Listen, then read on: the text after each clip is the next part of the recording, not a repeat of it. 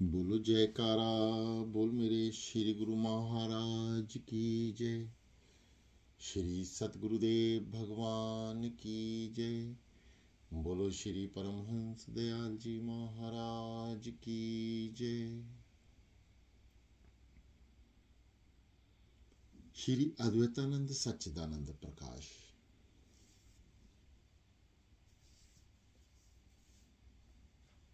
आगे एक रोज इरशाद हुआ कि जिस्म एक गाड़ी है, रूह इस पर सवार है। हवास यानी वासनाएं घोड़ों की तरह इसमें जूते हैं। मन गाड़ीवान है। ये घोड़े रूह को महसूतात यानी इच्छाओं की तरफ खींचे लिए जाते हैं।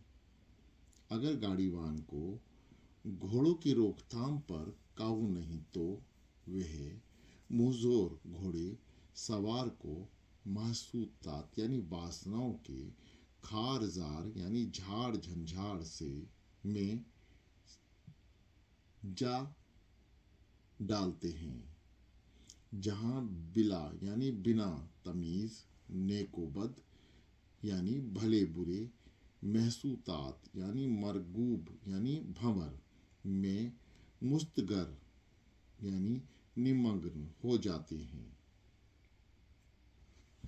मगर जब मर्ज मुसीबत, अल्फाज यानी दरिद्रता, रंज वगैरह का तूफान आता है, तब इसको इल्म होता है कि हर शे आलमेदा मादी यानी भौतिक संसार में मुतगैर यानी परिवर्तनशील और फानी यानी नश्वर है। तो हवा से जाहिरी यानी दुनियावी इच्छाओं की राहत को छोड़कर हवा से बातीनी यानी आंतरिक इच्छाओं की तरफ मुतवज्ज यानी प्रवृत्ति हो जाता है। लेकिन रूह को यहाँ भी इत्मीनान नहीं, क्योंकि महसूतात ना सही तस्वुरात यानी ख्यालों का कांटा खटखटाता है और अदम यानी ना होना इल्मीनान और शांति से रूह को ये इल्म होता है कि वह राह भी राहते दायमी यानी शाश्वत आनंद को नहीं पहुंचती।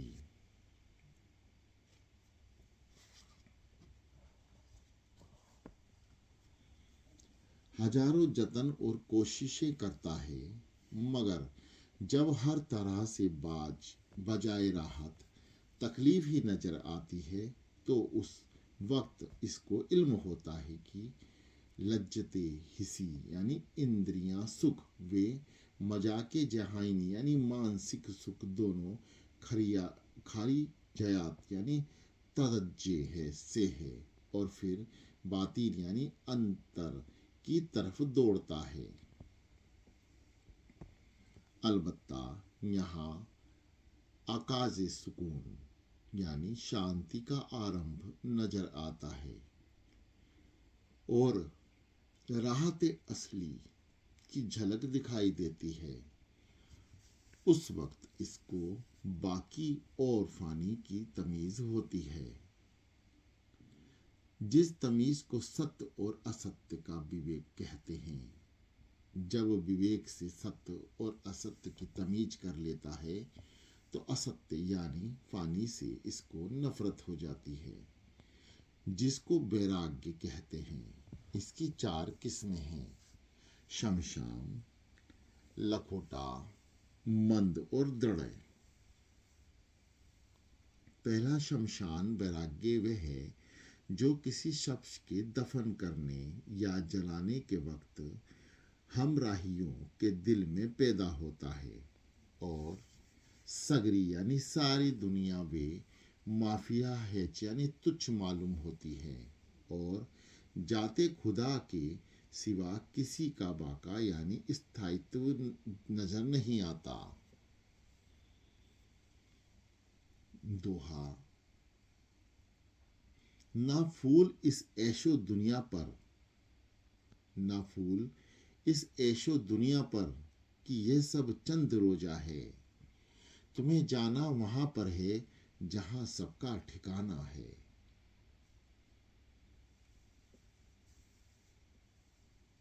थोड़ी देर की दुनिया की मोहब्बत दिल से दूर हो जाती है और इधर मुर्दे को दाब या जलाकर वापस आए और अपने दुनियावी मशगलों यानी रुचियों में मसरूफ हो गए। फिर वही हिसी यानी लज्जात यानी वासनात्मक आनंद है, और वह आनंद घटिया किस्म का वैराग्य है। लखोटा वैराग्य वह है जो किसी मुसीबत में पेश आने पर पैदा होता है। जब तक मुसीबत का सामना रहता है वह वैराग्य भी रहता है। जब मुसीबत दूर हो जाती है वह वैराग्य भी रफ्त रफ्त दूर हो जाता है, यानी धीरे धीरे समाप्त हो जाता है, और इंसान फिर उन्हीं लाजाइजे नफसानी यानी इंद्रियों के आनंद और कारोबारे दुनियावी में मशगूल हो जाता है। जैसा मुसीबत से पहले गाफिल बेखबर था वैसा ही फिर हो जाता है। दोहा कैद भी यहाँ कुछ नहीं, कैद भी यहाँ कुछ नहीं, और छूट भी सकते नहीं। वाह वाह इस दाम को और आफरी सैयद को।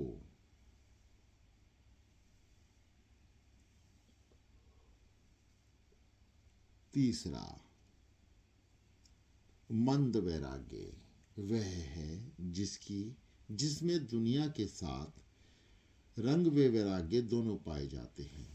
कभी तो ये ख्याल गालिब आता है कि बेशक दुनिया हेच व पोच यानी तुच्छ, नापायदार व फानी है, इसमें दिल लगाना अवश्य यानी व्यर्थ है, इसका तर्क यानी त्याग करना चाहिए। यह सोचकर दिल को उसकी तरफ से रोकता है। दूसरे वक्त ख्वाहिशात का ऐसा जबरदस्त रेला आता है कि सबसे जोशो खरोश में वह वैराग्य वहां ले जाता है। बार बार इंसान कोशिश करता है, कभी ये दुनिया पर कभी दुनिया उस पर गालिब आती है। वे हालत कशमकश यानी संघर्ष की अवस्था ऐन देवासुर संग्राम वे वक्त होता है, जिसका बयान श्री भागवत गीता के 16वें अध्याय में किया गया है। अगर दुनिया गालिब रही तो इंसान गया गुजरा हुआ, और जो दुनिया को मगलूब यानी वश में कर लिया तो मैदान उसके हाथ रहा। यह निहायत नाजुक वक्त होता है। तालिब को चाहिए कि बहुत समझ बूझ कर कदम रखे और नफ्स सरकश यानी उग्र वासना को अच्छी तरह काबू में करे। चौथा, दृढ़ वैराग्य वह है कि जिसमें देवी संपत्ति की जय पूरी तरह से होती है और दुनिया का पूरा तर्क यानी त्याग हो जाता है। यह वैराग्य हमेशा एक सा बना रहता, यही असली वैराग्य है। इसके बाद षट संपत्ति यानी 6 सिफात गुण यह हैं जो वैराग्य में पैदा होते हैं। पहला यानी का शम मन का मारना, अर्थात संकल्प विकल्प का ना उठने देना। खा दम इंद्रियों को महसूसात यानी वासनाओं की तरफ से खींचने देना। गा उपरति या उपराम जगत में वैराग्य और वेदांत शास्त्र सुनने के वास्ते देह की क्रिया होवे, तब तसब्बु यानी कट्टरता व तरफदारी का दूर होना। खा तितिक्षा यानी सर्दी गर्मी भूख प्यास मान अपमान को बर्दाश्त करना, बल्कि यकसा यानी समान समझना। दोहा कंचन तजना सहज है। कंचन तजना सहज है, सहज क्रिया का नहीं। मान बड़ाई ईर्षा तुलसी दुर्लभ दे। डा यानी श्रद्धा, श्रद्धा प्रति और यकीन शास्त्र वे वेदांत वे कामिलेन यंद्रियों वे अकवाल यानी वचनों पर करना। च समाधान चित्त ठहरा होवे यानी शांति हो। इसके बाद मुमुक्षु यानी मुक्ति की ख्वाहिश होने पर तलवे फानी यानी नश्वर चाहा से हटकर बाकी अमृता की तरफ मुतज्जो यानी प्रवृत्ति होता है। ताकि बाकी निशेष को हासिल करने फनी संस्कारों के जरिए से तालीमो तलकोन यानी शिक्षा उपदेश करके दर्जा कमाल को पहुंचता है। उस वक्त राहते दबाम अमर शांति नसीब होती है। मगर हसूले राहते दमाम यानी अमर शांति की प्राप्ति बिला यानी बिना रहबरी यानी मार्गदर्शन वे दस्तगीरी मुर्शीद यानी गुरु के हस्तक्षेप कामिली मुहाल कठिन कार्य है। आगे एक रोज इरशाद हुआ कि एक चीज के जिस तरह सख्त होना और मानफी यानी ना होना दो पहलू हैं, उसी तरह राग और द्वेष वैराग्य के दो मुख्तलिफ हालाते असबात और नफी की हैं। जो शब्द कहता है कि झूठ ना बोलो वह सच्चाई की हस्ती का कायल है। जो कहता कि सच बोलो वह झूठ की हस्ती का बतर्जगीर यानी अन्य की तरह जरब दे रहा है, जिसमें झूठ और सच दोनों का असबात यह दोनों ही नफी हैं। इसको सच्चा वैराग्य कहते हैं। जब पहले पहले आशिया यानी वस्तुओं का एहसास शुरू होता है, मंजमुला यानी उक्त महसूतात यानी वासनाओं के अपनी हालात लिहाज से बाज यानी कुछ को राहत तरसा यानी सुखदाई और बाज यानी कुछ को तकलीफ फहदा यानी पता है। बस एहसास से ख्याल दिलाती है कि किसी से रगबत यानी लगाव भी है और रगबत नफरत की मौजूदगी की खबर देती है। इसलिए ये दोनों एहसास की असबात यानी सत्ता और नफी ना होने की हालात हैं। जब इन दोनों की तरफ से ख्याल हट जाए तो वैराग्य कहलाता है। आगे एक रोज इरशाद हुआ कि जिस वक्त सुखदेव जी महाराज अपनी वालिदा के वतन यानी शरीर से पैदा हुए, उसी वक्त उन्होंने जंगल की राह ली। व्यास जी महाराज को औलाद की बड़ी तमन्ना और उसके लाड़ चाप की बड़ी अभिलाषा थी। उनको जंगल जाते देखकर उनके पीछे दौड़े और घर वापस आने के वास्ते असरार आग्रह किया। सुखदेव जी महाराज ने उनसे अर्ज किया कि कोई आदमी किसी पड़ोसन पर आशिक था। औरत के घर वाले जब बाहर चले गए तो उसने मौका पाकर अपने यार को घर बुला लिया और उसके साथ ऐशो इशरत यानी सुख भोग में मशगूल हुई। दुनियावी माफिया का ख्याल जाता रहा कि इतने में उसके खाविंद ने बाहर से आवाज दी और कुंडा खटखटाया। औरत यार को छोड़कर कुंडा खोलने चली तो उसके हवास बाख्ता हुए। कहने लगा कि पहले मुझको कहीं छिपा दे, जब तब दरवाजा खोलना।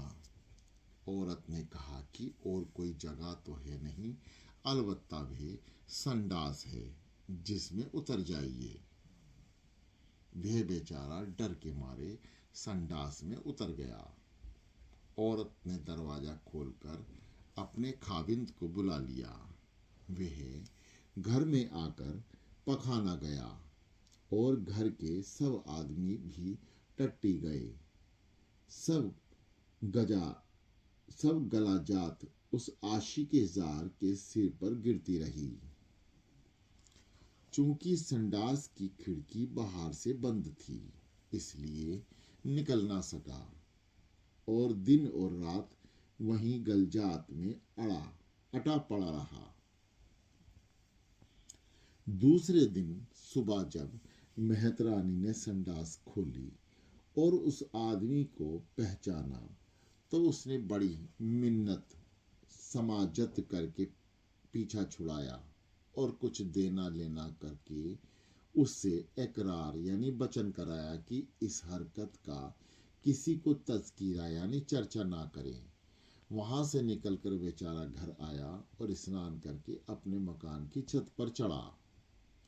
उधर वे औरत भी अपने कोठे पर आई और उस आदमी को इशारे से अपने मकान में आने के लिए कहती है। वह कहकर सुखदेव जी ने पूछा कि अब फरमाइए, क्या वे शख्स फिर उस औरत के घर जाना पसंद करेगा, और अगर बिलगरज वह जाना पसंद करे तो आप उसको क्या समझोगे। व्यास जी ने फरमाया कि ऐसी तकलीफ झेलकर वह हरगिज ना जाएगा, और अगर जाए तो उससे बढ़कर मूर्ख कोई नहीं। सुखदेव जी ने जवाब सुनकर अर्ज किया कि इंसान की बजिस्मा यानी स्वार्था यही हालात है। इस दुनिया की मोहब्बत में फंसकर बार बार जन्म लेता है और हर दफा जन्म लेते वक्त 9 महीने तक गलाजत में रहता होता है और वही उसकी खुराक होती है। जब परमात्मा की कृपा से उससे बाहर आया हूँ तो आप फिर मुझको उसकी तरफ रजू यानी प्रवृत्त करते हैं। भला इन तकलीफ यानी कष्टों को झेलकर मैं कैसे उस तरफ रुख करूं। यह कहकर सुखदेव जी जंगल से सिधार गए। आगे एक रोज इरशाद हुआ कि हजरत फरीदुद्दीन उत्तार जब इत्र की दुकान करते थे उस वक्त एक फकीर उसकी दुकान के सामने आकर खड़ा हुआ और कई घंटों तक खड़ा रहा, मगर अत्तार साहब बिल्कुल उसकी तरफ मुतज्जब ना हुए और अपनी दुकान के काम में लगे रहे।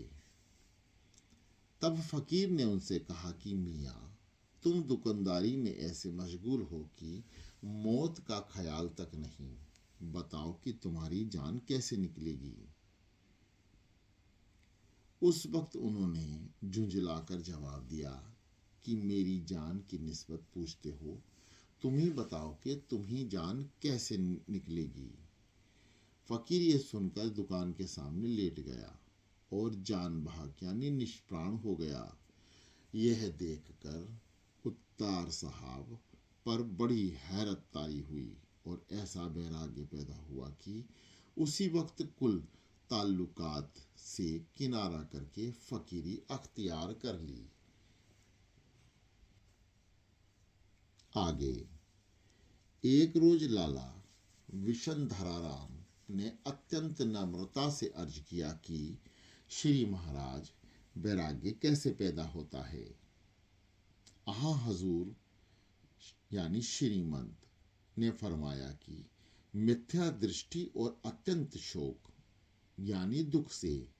मिथ्या दृष्टि एक तो विवेक से पैदा होती है, यानी इंसान को सब सत्य और असत्य का हाल मालूम हो जावे, तो फिर असक्त की तरफ से नफरत पैदा हो जाती है।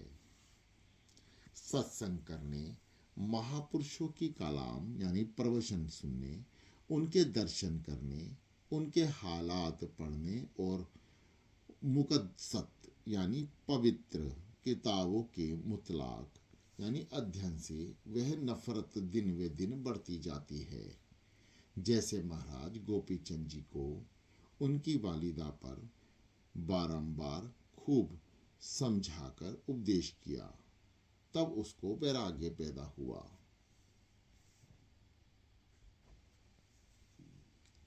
ऋषभदेव महाराज से 100 लड़के पैदा हुए। उस वक्त उन्होंने विचार किया कि दुनिया के तमाम सुख भोग लिए, अब राजकाज छोड़कर भजन करना चाहिए।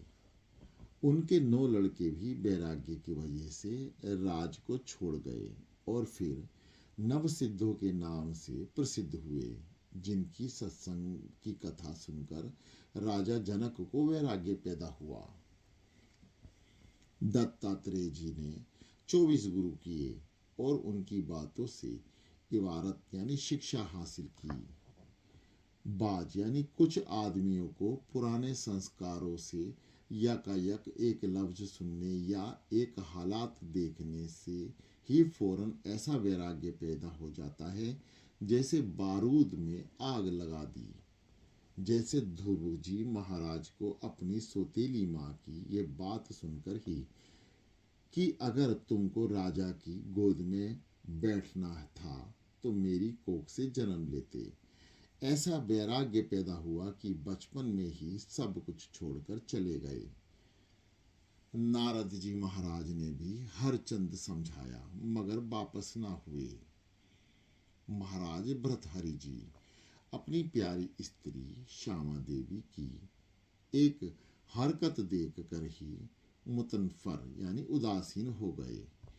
पिंगला ने सिर्फ दत्तात्रेय जी महाराज का दर्शन किया था, उसके प्रताप से ही ऐसा वैराग्य पैदा हुआ और ऐसे दर्जा का पहुंची जो बड़े बड़े महात्माओं को नसीब ना हुआ। वह खुद दत्तात्रेय जी ने अपनी तारीफ लिखी और उसको गुरु धारण किया। दक्षिण देश में एक तवायफ यानी वेश्या को वैराग्य हुआ और वे नाचती गाती मुकुट चढ़ाने मंदिर को गई। मंदिर के करीब जाकर उसको रजोधर्म हो गया, उसमें व्याकुल हो गई। उसके वैराग्य को देखकर खुद भगवान की मूर्ति ने सिर झुका दिया और तवायफ ने ताज पहना दिया। भक्तमाल में कथा लिखी है कि वाल्मीकि जी को अपने रिश्तेदारों की बेरुखी देखकर और साफ जवाब सुनकर वैराग्य हुआ। तुलसीदास जी को अपनी औरत की बात सुनकर कि जितनी तुम मुझसे मोहब्बत करते हो, अगर परमेश्वर से करो तो तुम्हारा कल्याण हो जावे, वैराग्य हुआ। लाला बाबू बंगला वाले लाबे दरिया बैठे थे कि मल्लाह ने आवाज दी कि शाम हो गई, जिस किसी को पार उतरना हो आ जाओ, फिर नाव नहीं मिलेगी। सुनकर ऐसा वैराग्य हुआ कि नंगे सर और नंगे पांव घर से निकल आए और किश्ती में बैठकर दरिया पार हो गए और वृंदावन आ गए। एक शख्स एक तमाशा में गया और वहां की अरागस्ती और परागस्ती देखी, राग रंग नाच तमाशा की ढंग मुलाहिजा किया। दूसरे दिन सुबह जब मेला खत्म हो गया और सब दुकानें उठ गई, तो उस जगह की बिगड़ी हुई बहज यानी हालत का सुनसान मुकाम को देखकर ऐसी इबरत सी ये दुनिया भी इसी तरह से है, वहीं से फकीर हो गए, घर वापस भी ना आए। बाज यानी कुछ अगले संस्कारों से माँ के पेट से ही वैराग्यवान पैदा होते हैं। मसलन प्रहलाद जी महाराज की वालिदा माता को नारद जी ने गर्भवती की हालात में कथा सुनाई और प्रहलाद जी हमल यानी गर्भ में कथा सुनकर वैराग्य को प्राप्त हुए। सुखदेव जी महाराज को पैदा होते ही वैराग्य था। जड़ भरत जी ने जब ब्राह्मण घर के जन्म लिया, तब उनको पिछला हाल मालूम था कि हमने सब त्याग कर दिया था, मगर हिरण के बच्चे से प्यार करने से उसके मुंह में प्राण छूटे, इससे हिरण का जन्म लेना पड़ा। इसलिए आइंदा किसी से ताल्लुक और संग नहीं रखना। दूसरी हालात में अत्यंत शोक यानी दुख पैदा होने से वैराग्य हो जाना, जैसे दोस्तों की नफरत, रिश्तेदारों की बेरुखी, दौलत गुम हो जाने या किसी अजीज रिश्तेदार पर प्यारे दोस्त की यकायक मौत या कुल दौलत मालो असबाब और रिश्तेदारों के यकायक फौत यानी मरने और गुम हो जाने से, जैसे जलजला या आग लग जाने वगैरह और भी ऐसे बहुत से वाकयात घटनाएं होती हैं, उससे वैराग्य पैदा हो, बल्कि मजकूर यानी बाला उपयुक्त हालातों और सूरतों में से किसी वजह से या उसके अलावा और किसी हालात या सूरत से नफरत और वैराग्य पैदा हो सकता है। आगे एक रोज इरशाद हुआ कि किसी जगह एक अच्छे बुजुर्ग महात्मा रहते थे। वहां एक औरत और मर्द सब उनकी कदमबोसी में जाते। किसी अय्याश आदमी को यह देखकर बड़ा शक यानी ईर्ष्या हुआ और कहने लगा कि बाबा काहे काहे बिल्कुल विषयी है, इसका आश्रम हर वक्त परिस्तान बना रहता है, चलो आज हम भी आंखें सेकेंगे। जब ये बाबा जी के पास गया तो उन्होंने उससे मुखातिब होकर पूछा कि क्यों भाई, कैसे दर्शन दिए? जो कुछ तुम्हारा मुद्दा हो सो कहो। उसने फौरन कह दिया कि हम तो फला अमीर की लड़की पर फिदा हैं, मगर वहां हमारी राइस पहुंच नहीं। आप अगर किसी तरह से उससे मिला दें तो यही हमारी गरज यानी स्वार्थ, यही मतलब है। महात्मा ने कहा कि यह क्या बड़ी बात है, तुम यहीं बैठे रहो, अभी ये लड़की वहां आवेगी, हम उसको तुम्हारे साथ कर देंगे। यह सुनकर उसकी तो बाँछें खिल गई और मग्न होकर बैठ गया। थोड़ी देर में उस लड़की की माँ और बाप उस लड़की को लेकर बाबा साहब के इजारत यानी दर्शनों को आए। क्योंकि बाबा के वे बड़े मध्युकद यानी श्रद्धालु थे, इसलिए महात्मा ने उससे कह दिया कि आज इस लड़की को यहीं छोड़ जाना। वह लड़की को वहीं छोड़ गए। जब रात हुई तो महात्मा ने उस आदमी को बुलाकर लड़की उसके सुपुर्द कर दी और कह दिया कि लो जाओ, रात भर जो चाहो मुझे उड़ा लो, क्योंकि तुम्हारी जिंदगी का ये आखिरी रात है, सुबह दम तुम मर जाओगे। यह सुनकर तो उसके होश जाते रहे, रंग पीला पड़ गया। बमुश्किल तमाम कठिनाई से गिरता पड़ता घर पहुंचा और चारपाई पर जाकर चुपचाप लेट गया। लड़की भी उसकी बगल में लेट रही, मगर मौत के ख्याल से वह कुछ ऐसा हैरान और परेशान हो गया कि उसकी तरफ बिल्कुल इत्तलाफात ना करी। आखिर इसी तरह लेटते पोटते रात गुजर गई। वह तो सुबह दम मौत का मुंतजिर था, पर बाबा साहब का आदमी जा पहुंचा, दोनों को बुलाकर साथ ले गया। जब महात्मा के साथ पहुंचे तो उसने दरियाफ्त किया कि क्या भाई, रात को तो सब मजे लूटे होंगे। उस आदमी ने जवाब दिया कि महाराज, मुझको तो मौत के ख्याल से ऐसी परेशानी हो गई कि बावजूद इसके कि वह लड़की मेरे पास सोती रही, मगर मौत के डर से मुझको तो उसकी तरफ देखने की भी हिम्मत ना हुई।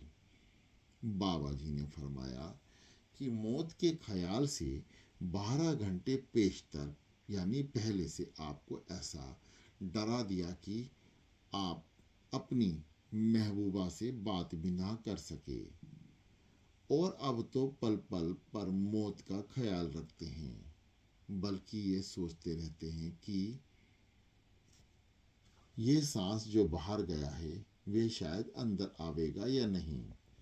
फिर इसका खौफ और ख्याल हमको इन मायना यानी देवियों की तरफ मतवज्जे यानी प्रवृत्त होने से ना रोकेगा। बोलो जयकारा, बोलो मेरे श्री गुरु महाराज की जय।